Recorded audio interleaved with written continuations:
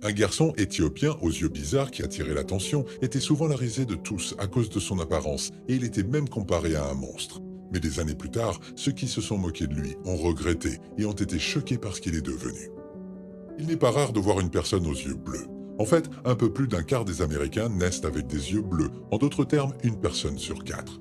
La nuance de bleu peut varier d'un bleu plus foncé et plus profond à un bleu mystique et froid comme le saphir, mais il s'agit toujours d'une couleur d'yeux indéniablement belle.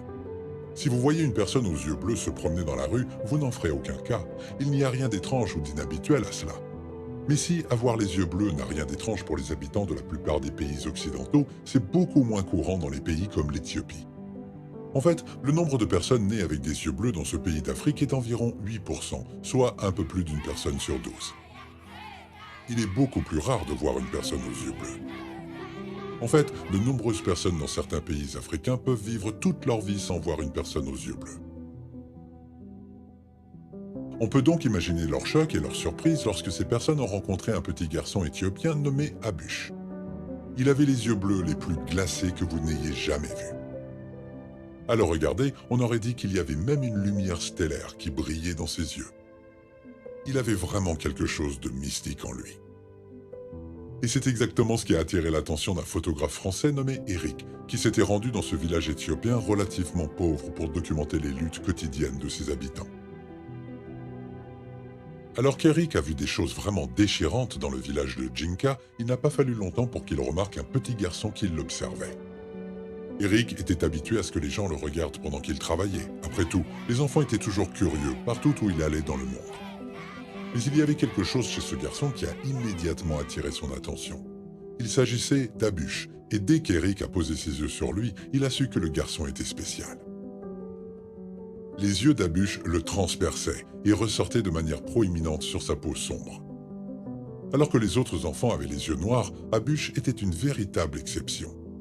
En fait, il est né avec le syndrome de Waardenburg. Il s'agit d'une maladie génétique qui peut entraîner une perte d'audition et des changements dans la couleur des cheveux, de la peau et des yeux. Heureusement, cette maladie ne s'accompagne pas de problèmes plus sérieux et une personne qui en est atteinte a toutes les chances de vivre une vie heureuse, saine et longue. Mais ce que l'on ne peut nier, c'est l'aspect unique et étonnant de ces personnes. Le syndrome de Waardenburg n'est pas une maladie courante. En fait, seule une personne sur 40 000 en est atteinte à la naissance. Bien que la recherche sur cette maladie soit toujours en cours afin de mieux la comprendre, il est clair qu'elle n'est pas contagieuse et que personne ne peut être contaminé par une personne qui en souffre.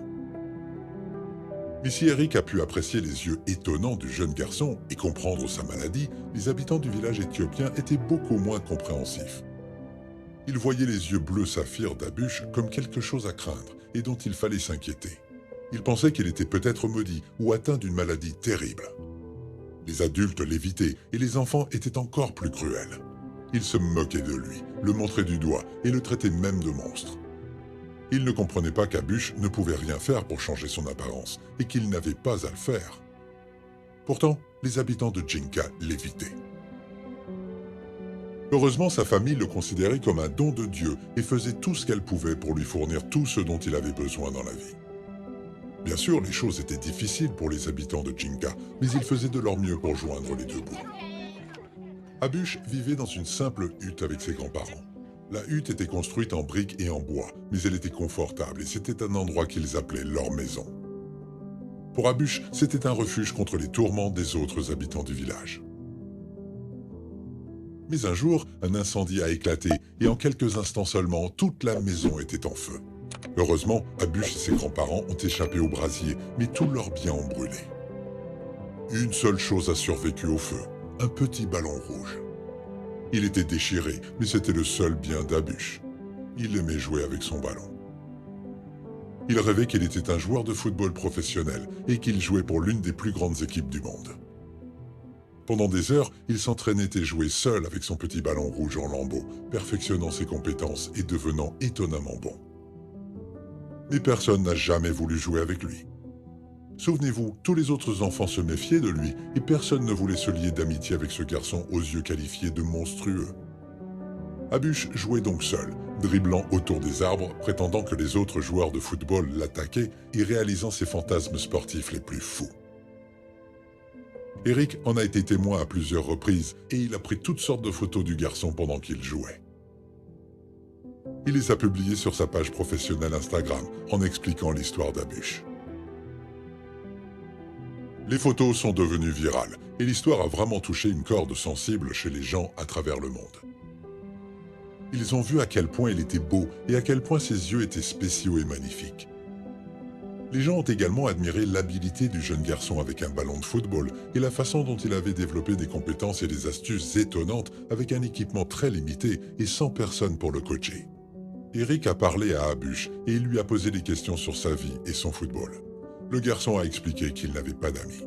Au début, les gens pensaient qu'il était aveugle à cause de ses yeux, mais lorsqu'ils ont réalisé que ce n'était pas le cas, ils lui ont dit qu'il devait se faire soigner les yeux.